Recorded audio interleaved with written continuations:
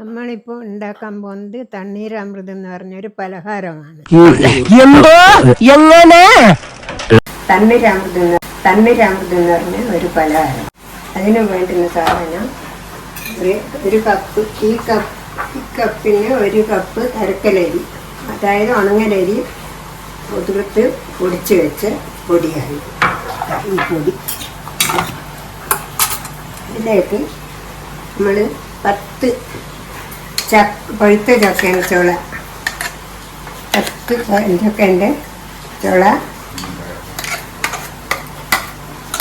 പഴുത്ത ചക്കേൻ്റെ ചുള ഇടിച്ച് ഇതിൽ നാവിലേക്ക് ചേർക്കുന്നു.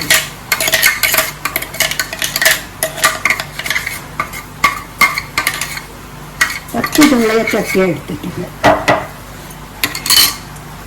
ഇതിലേക്ക് കൊത്തി അരിഞ്ഞ് വെച്ച കുറച്ച് തേങ്ങ,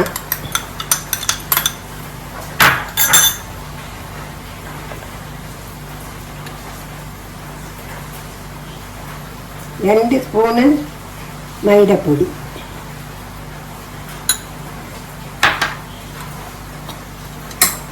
അതിലേക്ക് 2 അണി വെല്ലം ഉരുക്കി വെച്ചിട്ടുണ്ട്. അതുകൂടി നമ്മൾ ഈ മാവിലേക്ക് ചേർക്കുകയാണ്.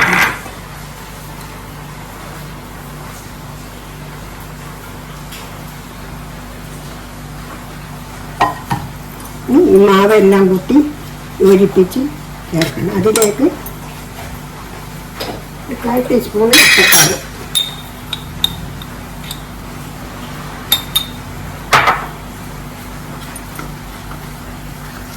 എല്ലാം കൂടെ യോജിപ്പിച്ച് ചാക്കിയെടുക്കണം.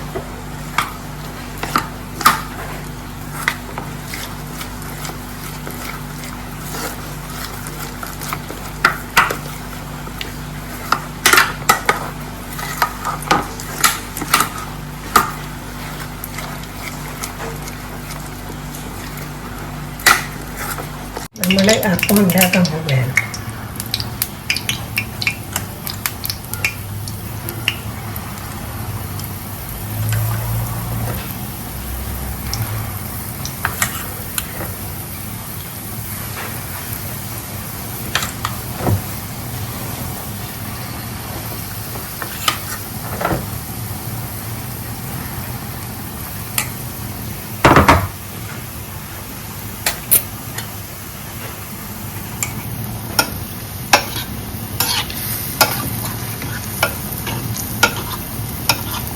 ജനിക്കണമെങ്കിൽ ആ പോലെയൊക്കെ ജനിക്കണം. പേരൊക്കെ തന്നെ ഉണ്ടോ? എന്നാ റിച്ചല്ലേ? റിച്ച് ലുക്കുണ്ടെന്നേ ഉള്ളൂ, പൈസ അത്രയില്ല.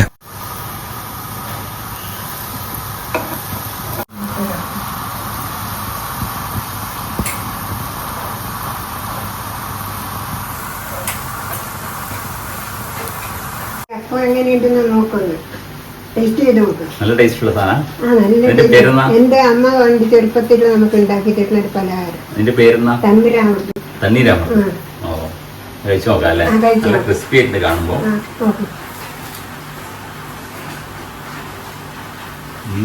എങ്ങനെയുണ്ട്?